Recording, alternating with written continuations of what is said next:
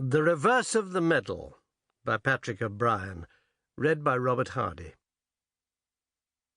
The West Indies squadron lay off Bridgetown, sheltered from the northeast trade wind and basking in the brilliant sun. It consisted of little more than the ancient Irresistible, wearing the flag of Sir William Pellew, and 3 worn-out sloops, together with a store ship and a transport. For all the seaworthy vessels were far away in the Atlantic or the Caribbean, looking for French or American men of war, and privateers numerous, well-armed, and eager for English and Allied merchant ships. Yet although old and weather-worn, they were a pleasant sight lying on the pure blue sea, as outwardly trim as West Indies spit and polish could make them. And though some had suffered so from fever on the Spanish Main they could scarcely muster hands enough to win their anchors, there were still plenty of men who were intimately acquainted with the ship that was beating up against the breeze. She was the Surprise, a 28-gun frigate sent to protect British whalers in the South Seas from the Norfolk, an American man-of-war.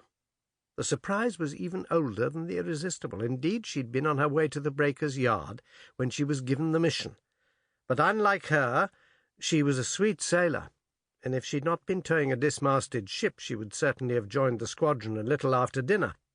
As things were, it was doubtful whether she would be able to do so before the evening gun.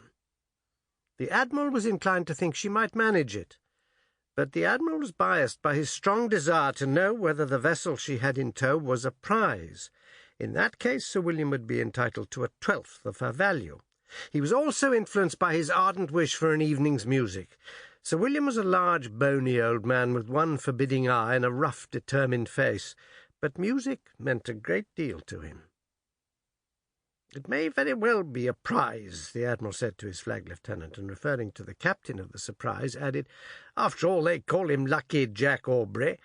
A very fine eye for a prize, and a tolerably good hand with a fiddle, too." But only a few feet below them in his great cabin, the captain of the Irresistible explained to his wife that Jack Aubrey was not at all the thing, nor was his ship. "Those old 28-gun frigates should have been sent to the knacker's yard long ago. They're of no sort of use except to make us ridiculous, when an American carrying 44 guns takes one.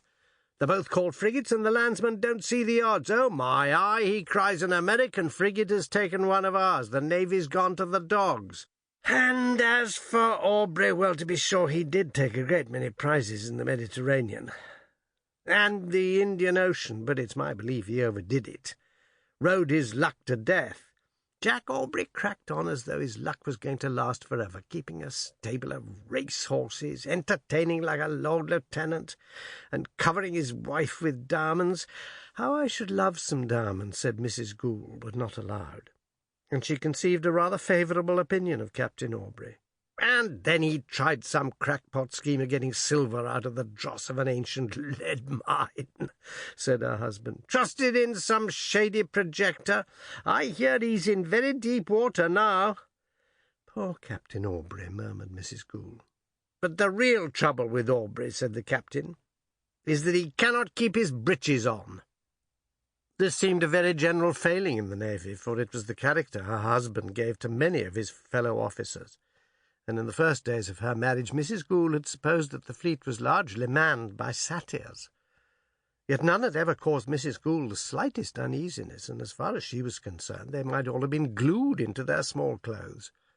Her husband perceived her want of total conviction, and went on, "He goes beyond all measure. He's a rake, a whoremonger.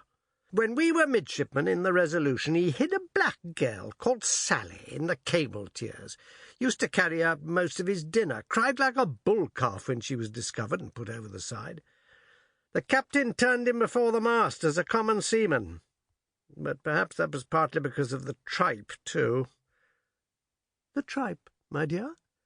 "Yes, he stole most of the captain's dish of tripe. We were on precious short commons in our mess, and the girl needed some too. Famous tripe it was, famous. So he was turned before the mast to learn him morals, and that's why I'm senior to him. But it did not answer.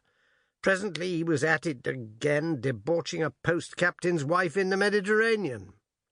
"Perhaps he's grown," suggested Mrs. Gould. "He's married now. I met..." Sample complete. Ready to continue?